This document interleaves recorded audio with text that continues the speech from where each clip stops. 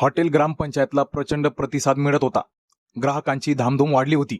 Hotel social मीडियावर viral झाल्यानं महाराष्ट्राच्या कानाकोपऱ्यातून कस्टमर फक्त जेवणासाठी येण्यास चालू झाले होते. भाकरी कमी पडत होत्या. रोहिणी पारध्येवर कामाचा भार अति वाढला होता. मात्र असं असतानाही भाकरी बनवायला आणखी महिला का ठेवण्यात आल्या नाही? हॉटेलमध्ये प्रत्यक्षात जेवण करून आलेल्या काही जणांनी सोशल मीडियाच्या माध्यमातून एक खंत व्यक्त केली. ती म्हणजे रोहिणी पारध्ये या संपूर्ण दिवस भाकरी व भाजी बनवण्यात व्यस्त होत्या. एक महिला एवढा ताण झेपू शकत नाही. तर काही जणांनी असंही म्हटलं, हा व्यवसाय एवढा सोपा नाही. मॅनेजमेंट करता आलं पाहिजे, त्यासाठी मॅन पॉवर ही जास्त पाहिजे. या प्रकरणाचा तपास चालू असतानाच आता एक नवा ट्विस्ट समोर आला.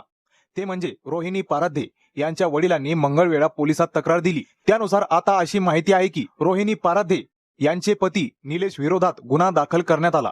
रोहिणी पारध्ये यांच्या वडिलांनी अशी तक्रार दिली की निलेश रोहिणीला वारंवार टोमणे मारून मारहाण करायचा, तसेच तिला गंभीर परिणामांची धमकीही द्यायचा. तिच्या मनाविरुद्ध हॉटेलमध्ये काम करायला लावत होता.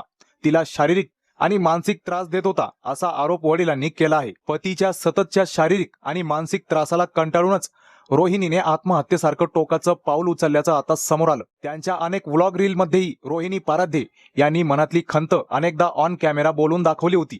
त्या रीलमध्ये असं दिसतं की निलेश हा रोहिणीला असं सांगायचं की आमच्या मिसेस आज नाराज आहे, त्यांना कामाचा ताण वाढल्यामुळे आज ते बोलत नाही. याचा अर्थ निलेशला सर्व काही कळत असताना तो तोडगा का कळत नव्हता?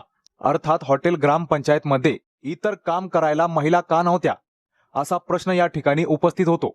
एवढा लोकांचा स्वयंपाक आणि हा भार एका 25 वर्षीय विवाहित महिलेला कसा झेपेल, हा प्रश्न साहजिकच कोणाच्याही डोक्यात निर्माण होईल.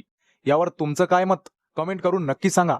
आपल्या मराठी चॅनलवर पहिल्यांदा व्हिजिट केलं असेल तर सबस्क्राईब नक्कीच करा.